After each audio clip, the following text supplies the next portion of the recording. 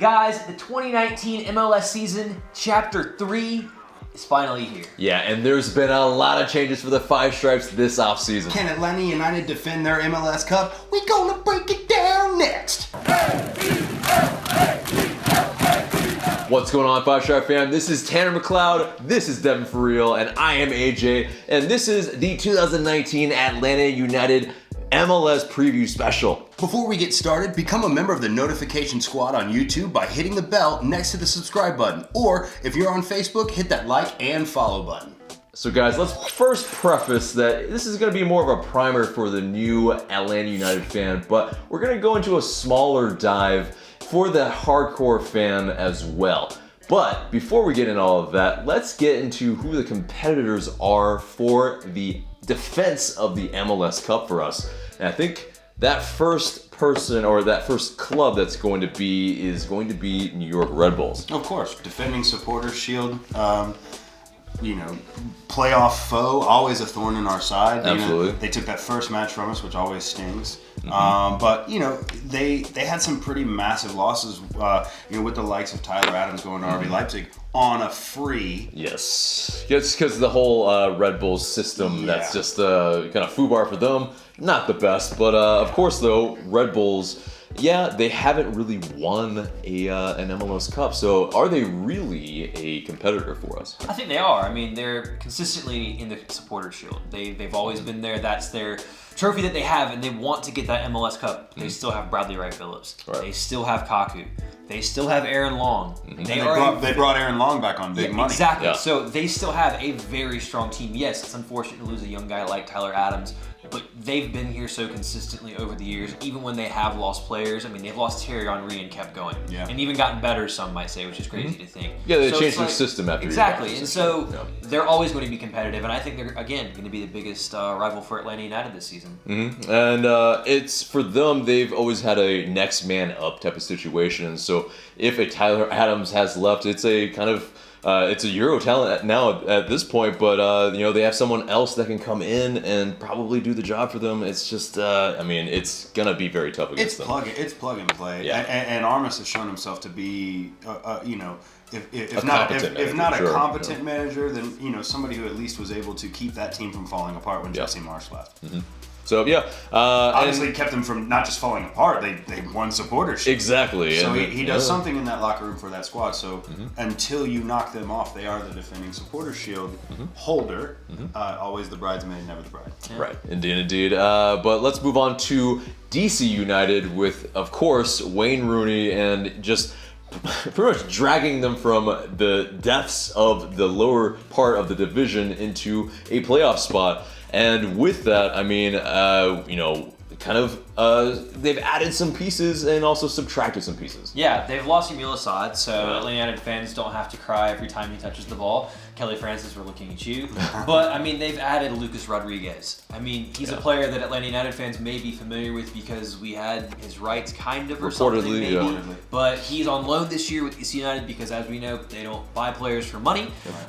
So he's going to be a very interesting player that's going to slot into their tag. And they still have Luciano Acosta back from his lonely hotel room in Paris. But do they really have Luciano Acosta? Is he going to be motivated? How much Luciano Acosta do they really have? I'm waiting to see how that situation breaks down. We know he's an emotional player, and we know that situation was foobar. Yeah, definitely. But in terms of their defense, they've also strengthened that as well with Jara from Boca Juniors, and so we'll be looking forward to seeing Pity Martinez run at him on opening day, I imagine. Yes. McNuts! Indeed. But so in terms of that though, do we think that they're going to improve? I think they were 4th last season. Can they improve on that? Yes. And also, the reason that I think they can is also everybody forgets that they had that awful preseason or not early season run of away matches because of Audi Field being changed over. And then everybody noticed that when they had that run of home matches, starting with us, they went on a tear, and I think having a more balanced schedule benefits them. Not being in the Champions League benefits them. They're going to be able to play, like I said, a balanced schedule that doesn't have huge road, 2 months on the road type runs. So I think that they can. DC is going to be that team that could possibly take third from an NYCFC in my eyes. I think that's an interesting point to talk about because Atlanta United was very similar in their first season. Of course, we did have Bobby Dodd, and that was an incredible atmosphere, but it wasn't home, and we knew it wasn't home. And then we had that run of home matches in 2017, and we started blitzing everyone. But then next season, obviously, we have it the whole year, and it becomes really a fortress for Atlanta United. And Audi Field, they did really well there. The atmosphere is loud. They packed that place out. It's great to see in terms of American soccer and what's going on. But they're going to be a big rival because I think they will continue to get points there. If they can pick up some points on the road, they'll be a challenger for the Supporters' Shield. Right. But they're also not very deep. That squad only has about 22 or so players. Which is why catching them on the first night of the season is a disadvantage, especially considering that we will have played against Herediano 3 days prior. So that makes it, it makes it less than optimal for Atlanta United. So it's a situation where a rested team like DC might come up and pounce. Or they might come out flat, And we may have that match fitness. We might have played the two games against Herediano. Right, and I guess the question also is if they're more of a Supporters' Shield contender or an MLS Cup contender. I think as Portland showed you that any team can get hot. So Portland was a 5 seed last year that made the run. So MLS Cup I always said was a crapshoot, and that's why I was so upset about losing Supporters' Shield to basically at Toronto on the last day of the season because I felt like a trophy in hand is always better than a crapshoot because just like the NFL playoffs and the NBA playoffs. Some teams are going to be really good and competitive, but somebody can get hot. Hell, in the NCAA men's basketball tournament, we had a 16-1 last year with UMBC beating Virginia. So it just goes to show you that these tournaments are tournaments. Herediano jumped on us; we weren't expecting it. On paper, Atlanta United is a much better, more expensive team. So it just goes to show you that having a trophy in hand means something. So I think Supporters' Shield is important, but at MLS Cup, obviously, it's more of a crapshoot. Yeah, and it gets you that star, so it's hard now to argue. especially, but with the playoff format change, if they can get a game at home somehow, I mean that could really propel them. But I think if they had to come on the road to the bins, I still feel really comfortable with Atlanta United taking on anyone in that building. Definitely. But let's move on to LA Galaxy, and let's just full disclosure here that we are filming this the day before the CCL match, and so also LA Galaxy have 4 DPs at this moment. So with that they have situation, 2 days to figure that out. What are rules? What are rules even? What's LA Galaxy and rules? They don't really care. I'm done. Yeah, exactly. And so, in terms of LA Galaxy, of course it's Zlatan, of course it's the Dos Santos brothers, and in terms of that, are there any really big transfers for them that really put them over the top, or are they still largely the same team? I still think they're kind of mostly the same team, but they've been together longer. They're going to have a full Zlatan this year, so... And of course GBS has come in, Guillermo Barros Schelotto. So you'd think that maybe he could improve them defensively because he's not as of an attacking manager, which is kind of why Atlanta United didn't go after him. Yep. But their defense is still really, really bad. It's also their money is all up front. And it's a brand new system. It's still bringing in, just like we're saying with Frank de Boer, there's still going to be growing pains. No matter how many times you try to bleed in the system, and granted, Ole Gunnar Solskjaer is doing it at Manchester United quite beautifully with Alex Ferguson's guidance. But But over and above that, a new coach is always something that requires what I see as an adjustment period. So Galaxy has the offensive strength, but like you said, they're a sieve at the back. Yeah, they could score 70, but they could also concede 70. Yes, and it would be fun to watch. Probably their matches. It'll pretty much be Orlando on defense, and then probably maybe something like us on offense. I think Zlatan's going to score at it all. Yeah, no, he will, and that's really going to be something of contention if they can go far into the playoffs and maybe a one-game knockout system just suits Zlatan. It really does. It suits Zlatan because all he needs is one moment of brilliance, and all it takes is one moment of brilliance to get to the next round. And he's motivated. That's the player you'd want to have, if you're being honest. And he knows how to win. Right, and he's really talked about how it was a missed opportunity that he didn't win anything last year, and so is he really going to win something? Who knows? But at a stone's throw from 40, is he still full Zlatan? Yes. So it's the technique. Shut up, Tanner. I'm just telling you, he is incredible. He has been incredible in MLS as well. Of course, he showed that with the very first goal that he scored in MLS. But let's move on to NYCFC. They lost a big one with David Villa, but they've added some pieces with Alexandru, and they still have an experienced squad, but they're their manager, Domi Tehran, is just a head case. Interesting. He's an interesting chap. They spent some money, but it's, I mean, Yeah. And he scored a golazo in preseason, so it's interesting to see how, because Davi Villa was just such a name for them. You know, Such a big piece. Yeah, and Maxi Morales is obviously still there, so you know they're going to be again a thorn in the paw playing on that absolute kindergarten-sized pitch. You know, so NYC to me is not as much of a threat, and I think that, like we talked about earlier, I think DC is actually a threat to overtake them. I think their bigger loss is Jangel Herrera. Yeah. That guy was an absolute bulldog Exactly. in midfield, and he was incredible for them, and he's now gone. So they now have no maybe real recognized striker, even though, you know, Matrita, I guess is how you pronounce his name. Alessandro Matrita. He could play in that kind of role for them, but they don't really have a true forward, and they've lost a key guy in the middle of the park, so it's like, with the coach being a head case, I don't see them being as much of a challenger as maybe they were under Patrick Vieira. Right. It's like when you get that kit car, it looks like a Ferrari on the outside, but it's a VW engine. Yeah. Jesus. Bringing you know, metaphors with cars now, but let's get into Sporting Kansas City, and I think for me, this is the biggest contender for MLS Cup.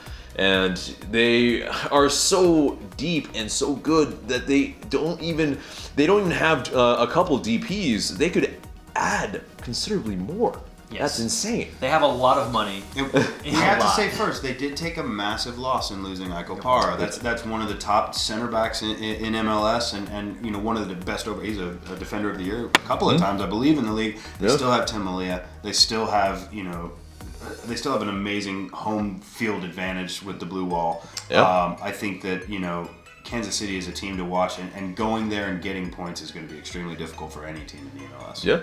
Yeah, I'd fully agree with that. I mean, I think that the fact that they're already so good and they can add DPs, kind of like what you said, that's what really, you know, scares me. Because in this playoff format, if they can get all their games at home by winning the West, which I really think they can, they're going to be an MLS Cup. And the problem with that is that, yes, Atlanta United may be able to get through the East, but SKC could put up a lot of points in the West, and that game might not be in Atlanta. Right. If that game is in Kansas City in December, in November now, or even but in still, wintertime, that's. I think Atlanta United would definitely be shoe on other foot type moment as it was this past season with Portland Timbers. And they kind of ran into a kind of blitz with Portland Timbers last year, especially. like you said, they got hot. They got went on hot. a run and got hot. Yeah, and I think, you know, Diego Valeri and Chara going nuts, and, and you know they were able. Portland, like I said, caught fire at the right time, and you know the West kind of fell to them in that way with you know with everything that went down with Real Salt Lake and that game in LAFC going out. The game in Kansas City was absolutely wild. There were some absolute bangers in that game. So the West kind of fell in a perfect way for Portland to just use their experience and the fact that they have a guy like Diego Valeri and they have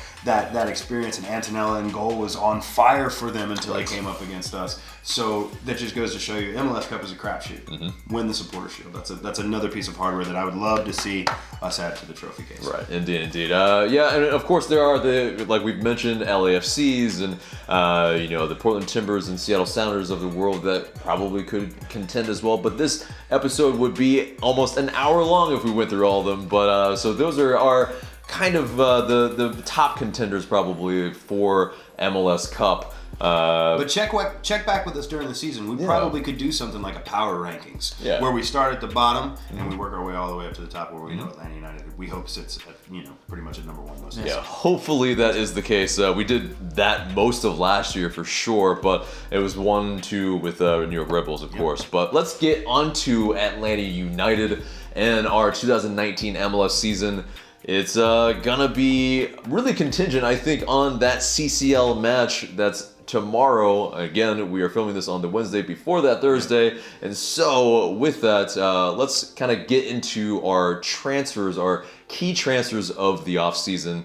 What were they for you? So for, obviously, on the outside, Miguel Almiron, our 10, we've lost him to Newcastle, where he is doing incredible so far in the Premier League. But that is a big loss. You also throw in the loss of Greg Garza, your ever reliable left back when he was reliable, fit, but he still is a veteran presence, and you were a better team when he was with you. Recently named to Bobby Warshaw's top 5 players in any position in MLS. So, you know, when you consider what Greg Garza was when healthy, he was a top left back in the MLS. It's true. Especially in the way that Atlanta United played. He combined so well with Miguel Almiron down the left so many times. And hell of a Indeed. guy. But now that's a big spot that Atlanta United has to fill. Indeed. And, well, not really a transfer, but also a head coach that has left. And so Absolutely, yeah. what kind of loss is that? I mean, losing Tata Martino, obviously, he was El Tata. He was a recruiting tool. You know, he was somebody that was players would come here to play for him, Right. and as well as with him, and be a part of his system. So, you know, we wish him the best of luck at El Tri.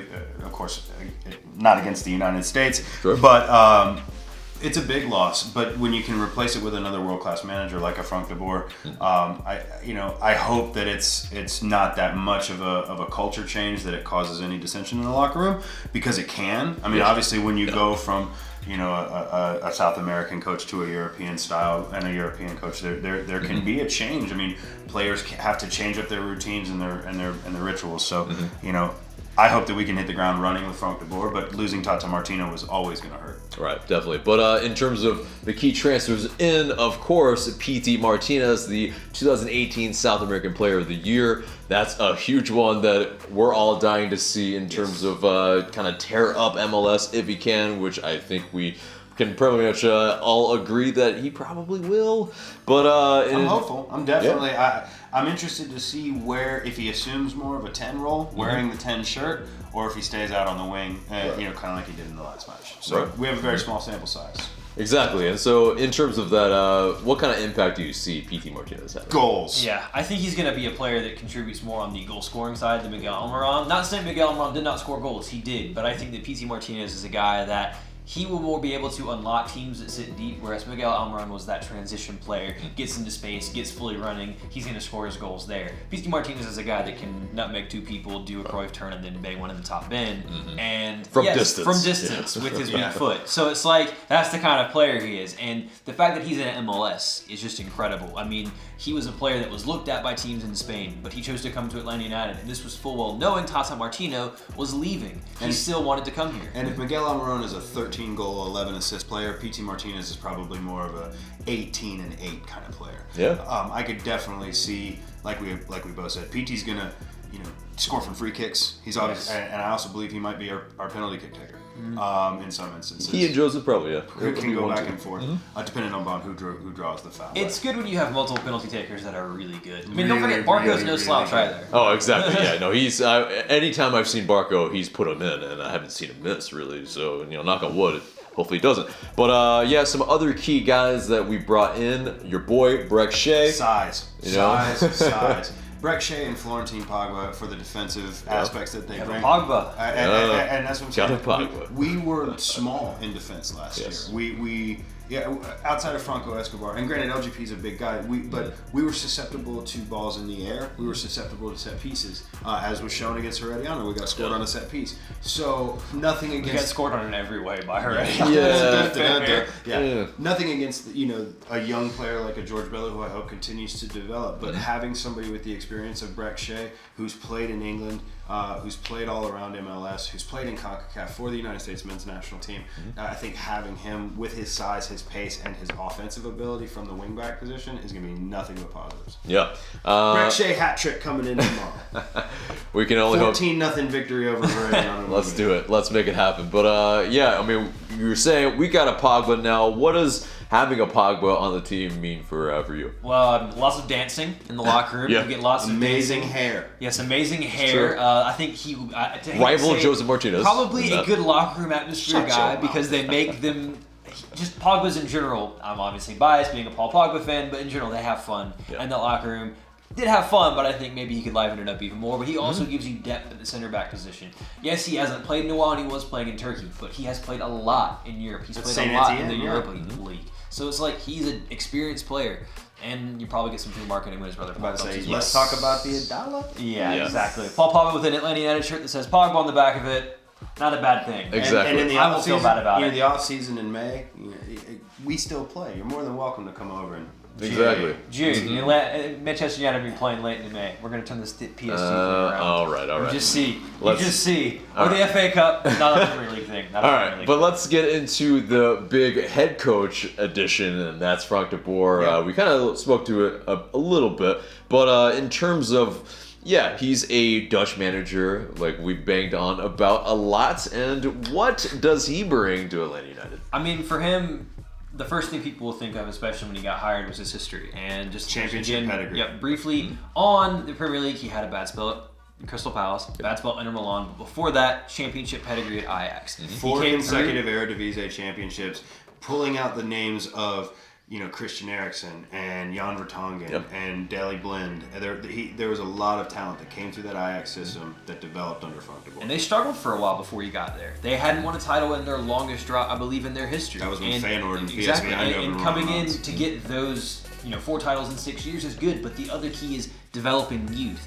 And that's a big thing that Atlanta United wanted to see, to really transform our academy and to be able to bring through young players as another source of moving players on for money, because it can't just be you buy players in, you have to create them. And if you can have homegrowns that can play it, like your George Bellows, like your Andrew Carltons, like your Lagas Kungas and your Patrick Okonkwo. If you can develop these guys and move them on, that's something that's key for this team moving forward as MLS continues to grow. And that's what we've said all along, is that we would much rather resemble the Ajax system than the Crystal Palace or the Inter system. Because Inter, with Frank de Boer, I believe, had something like 13 managers over 4 seasons. So it's a at that point in time, it was a bad place to be. Right. And hopefully, because this is after that Herediano match, we preach patience with Frank de Boer, because it's a difficult situation to come in, have to play a Champions League match, and then. But winning 15-3 on aggregate is okay. It's totally cool. Yeah, totally cool. But speaking of the George Bellows of the world, thinking positive. I'm thinking really, really super positive, ridiculously positive maybe, but I hope that ridiculously happens. But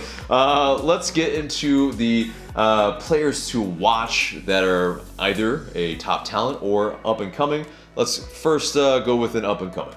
I think, not to say Ezequiel Barco, because he's not up and coming. It's kind of the in-betweener. He's kind of the in-betweener for me. I think that he's a player that didn't perform badly last season. He's actually decent, but he has a lot of really frustrating parts to his game. And I think we know the talent's there. That's why the transfer fee was paid. But I think in a system where it requires you to be a bit more technical, if he can learn to pass the ball a bit quicker and take a page out of Pete Martinez's book, that might not be a bad thing. And I think he could really start to flourish under Frank de Boer. All right. I'm going to pull one kind of out of left field because it's an established player, but it's somebody that, when healthy, is the most important player in our team, as we saw in the 30-minute appearance that he made against Herediano. So I think that the most important up and coming piece into the team is going to be somebody like Darlington Nagbe. If you can get a full healthy season out of Darlington Nagbe, then it could be a complete savior season from having what I believe is a way too defensive midfield pairing of Ronetti and Loreno. Right. If you can, I think Darlington Nagbe can make the loss of Miguel Almiron not so potent. Yeah, no, that's a very good point, because we've only really had Darlington Nagbe for pretty much half a season. He missed 8 weeks. Yeah, it was a large piece that he was out for the year, and we kind of visibly struggled a little bit to really connect that defense and attack. And so with that, if we can keep him because he has been linked with Columbus Crew, and there is that sort of thing that might kind of resurface in the summer. That if possible, if we can, but even still, like I said, if we have him healthy and we have him ready to go, if it allows us to unlock a connection to our attack, it makes Atlanta United what we know they can be. Yes. Without a Darlington Nagbe, or if we're talking strictly about homegrowns and up and comers, an Andrew Carlton or somebody to step into an offensive center mid role, maybe not a 10, but more of an 8. Something that can play more of a connecting role, as opposed to playing 2 really deep sitting CDMs in front of a back 3. We can't rely on Gressel and Shea running up the wings, I believe, to feed our 3, because we're going to see so much disconnection in midfield. That'd be an interesting, position to see Andrew Carlson. I think for me, he's a great creative player. He's a great creative player. I'm not sure on the defensive side if he can do enough. But even with Darlington Nagbe, it's like people were doubting his defensive contributions before he came to Atlanta United, and he kind of proved that he doesn't really. You don't miss that much. I mean, in terms we need him to be the offensive player that we know that he can be. We need him to score goals. We need him to really open his account with us. What do you think? 1? You know? No, he didn't score a goal last year. He has one in the Open Cup. It was like it's not from play in MLS play. Yeah, exactly. So I need Darlington. Like we said, we're missing 13 goals from Miguel Almiron. Sure. We're going to replace that with PT. We hope, but we need that creativity in the center of the pitch. Right, and I think for me, we haven't talked about him yet, but sort of with George Bello. I mean, he is that heir apparent to Greg Garza at that left wing back position. But of course, he's maybe sharing some time with Brek Shea. That's good, but I think it's his position to lose. Whether you rate his first match or not in CCL, that's a whole different thing, of course. Ultimately, yes. Yeah. Ultimately, you have to develop this play. You got a 17-year-old homegrown stud who's got Premier League interest. Yeah.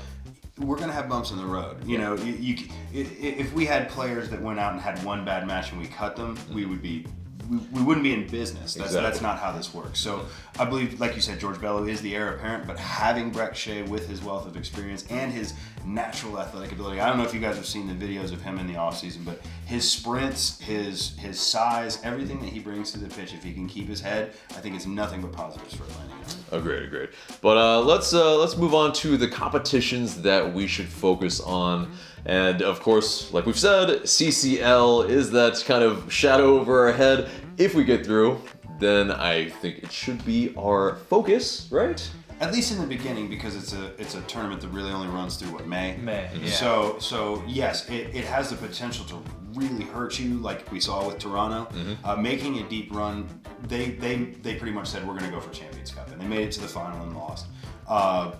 But they suffered, because if you look at the run of matches in the beginning of the season, yes, you think your players should be fresh, but if we move on, we're talking about playing 21, 28, 3, 8, 10, and then again the next week on the 14th. Lots of congestion. Yes, you're talking about 5 or 6 matches in 2 weeks. That's a lot of football. That's a lot of minutes. It's a lot of wear and tear. And unfortunately, it's going to be on some unideal pitches. Yeah. And if for some reason, obviously, like you said, we're taping this the day before. If we do crash out early, I think the focus is fully on the double. You're going all you can, full guns blazing, trying to get Supporters Shield and win MLS Cup, because you've won one, but you want to win the other, and you want to win both because you've added PT Martinez. You're trying to level up from where you were before. Definitely. Well, you also lost Supporters Cup on the last day of the season. Exactly. Yeah. Yeah. So you want to rectify that situation. Yeah, I mean, you want the Shield. You want it. Like, it was something that you had right there, and you lost it the last day. And then, obviously, they took that and turned it around and won the MLS Cup.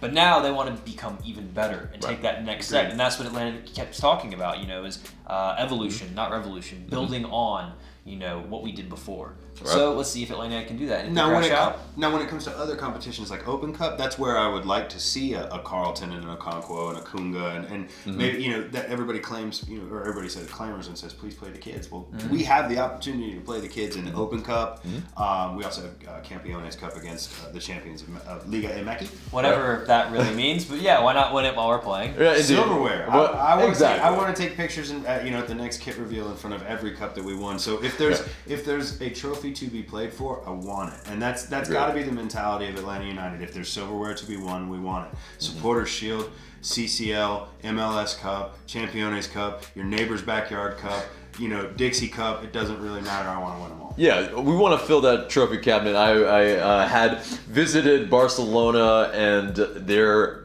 camp You went to Spain? Yeah, I went to Spain. Right? Totally, right? I didn't know I went to Spain. Oh, man. Now, we're going to have to do a quick cut because I asked AJ to buy me 2 dark jerseys over there, and I'm going to have to show you what he got me. Yes, we'll do that in a second. But, but Barcelona's trophy cabinet, man, it's like 7 different cabinets. They're going to have to build a new stadium. Seriously. We should have just kept Portland Timbers log from last year. So we probably just gobbled that up as well. That and just build our trophy cabinet now. Agreed, right. But anyway, Jab. That's what we want is just a cabinet full of trophies. But someone who's kind of in that camp of saying this is ours to lose, it would be an utter failure. MLSsoccer.com writer Matt Doyle said, other than PSG in France, no team is worth so much more than their next closest competitors.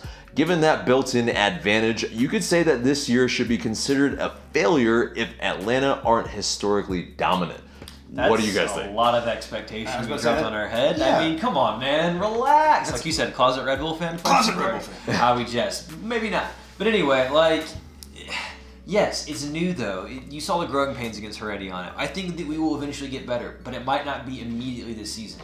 It might be next season where everyone's more familiar with the system. Hey, we don't have 4 DPs. Okay? Yeah, exactly. So, if we did, or if there was no DP rule, let's be honest, we all know how that would go, LA Galaxy. So you come guys at can us. do the exact same scouting that we do. You can do the exact same player purchases that we do. Spend the money, go do the scouting, stop your complaining. To be fair, I mean, if it's them and they force it through because they kind of had the Beckham rule change, and if they get this rule change and it's in our benefit, I'm fine with that. Yeah. But, Christian Pavon, come on down! enjoy that front three of Pavon, Martinez, and Martinez. Oh dear. Yeah. Anyway, that's speculation. lots on Here it, we go. people. But we won't dive into We can that. dream. We can dream. Indeed.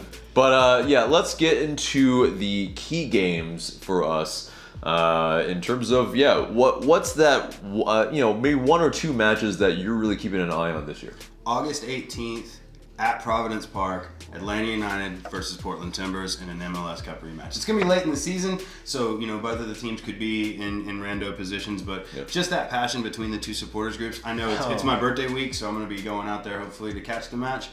Timbers Army, we would love to link up with you guys. I don't know if they want to link up with us apparently. Why not, man? We love it. It's Really, all really bad love, dude. We got a star on our kit. You got a star on your kit. It's like, whoa. So, we should absolutely think about Portland, that rematch on August the 18th in Providence Park, as one of the key matches of the season. Yeah. For you? Sporting KC. At Sporting KC, Sunday, May 5th, early in the season. Could still be in Champions League, so could be a bit tired, but I think that'll be one of our biggest tests, to see that measuring stick of who's who. Where are we? Where's Sporting KC? Where are we? Obviously, it's on the road, so that'll be really difficult. That is Welcome a tough to environment. Blue Hell. Yeah, it's a tough environment to go play in, Yeah. but I think that'll tell you a lot about what kind of team Atlanta United are and where they are in their transition under Frank de Boer. Yeah, for me, it's got to be both games versus New York Red Bulls because that's kind of the barometer. Like, if we can beat New York Red Bulls in the regular season, I think it bodes better for our confidence, for everything, really. Because really, a lot of I think the fandom for LA United really started to really get down right after we lost Supporter Shield and really after, it's just... That match in September up there where we just absolutely capitulated. Exactly.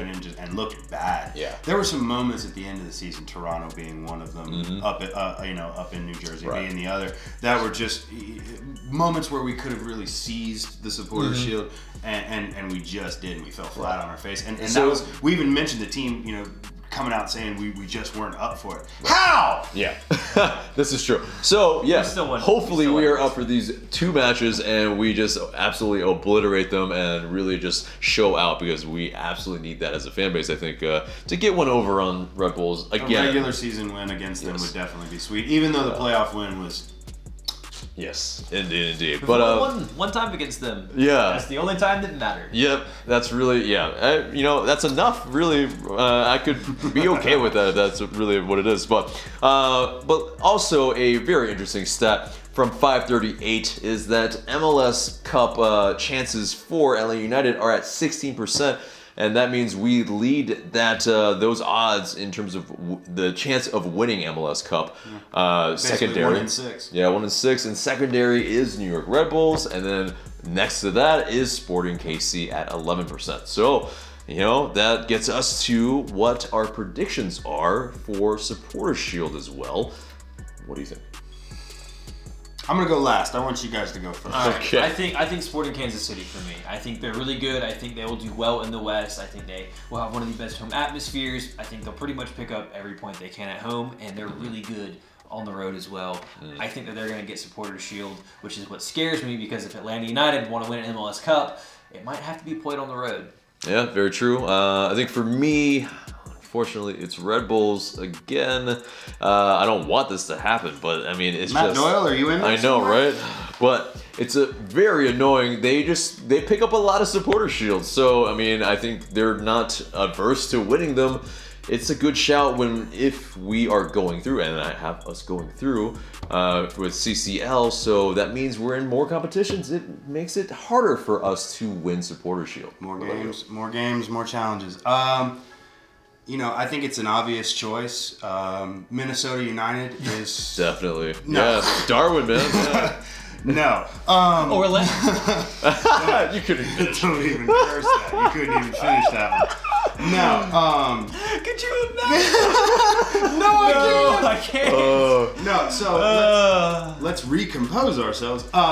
Those are great choices, in SKC and Red Bulls, and Of course, we want all. I disagree. Yeah. I disagree. I think we left so much on the table last year that I think it's Atlanta United's to lose in all competitions. I think that we have the best team in the hemisphere, and we need to act like it. So, winning MLS Cup was nice. Winning Supporters Shield is step one in Chapter 3.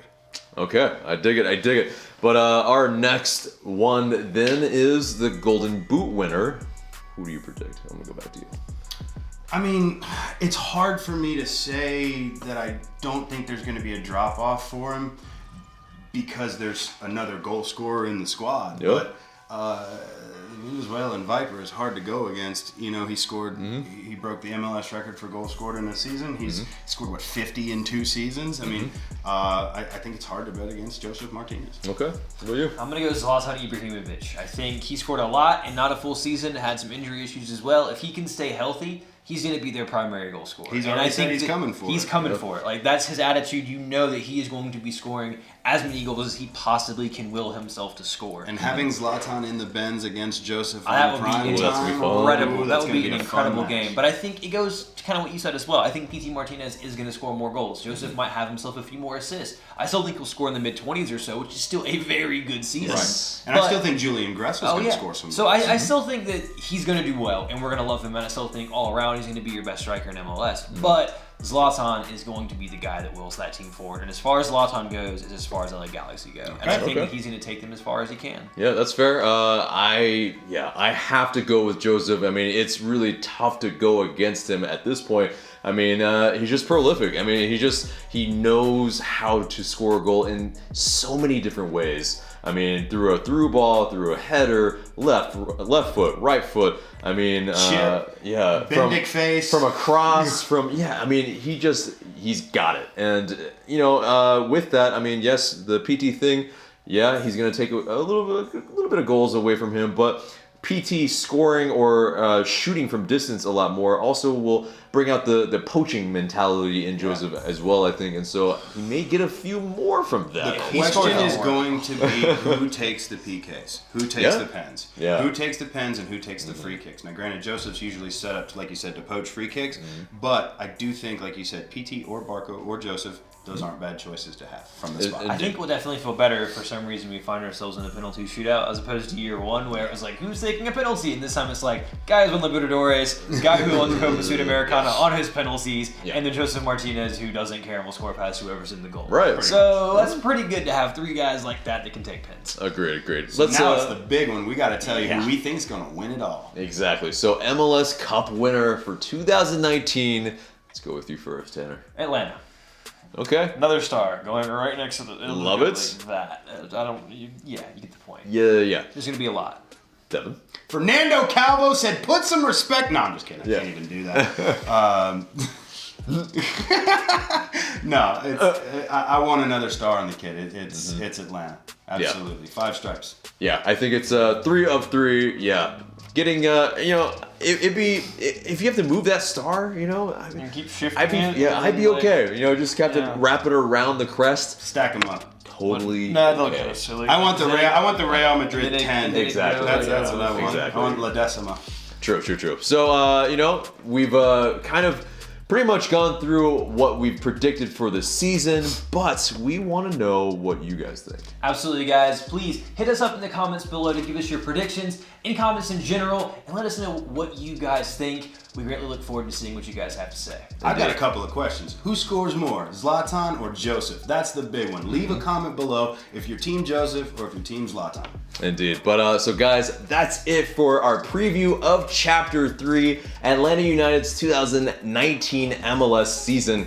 But guys, remember to subscribe if you haven't already. Share this video because it really does help us a lot, and smash that like button. And for Tanner McLeod, this is Devin, and I'm AJ. Thank you guys so much for watching.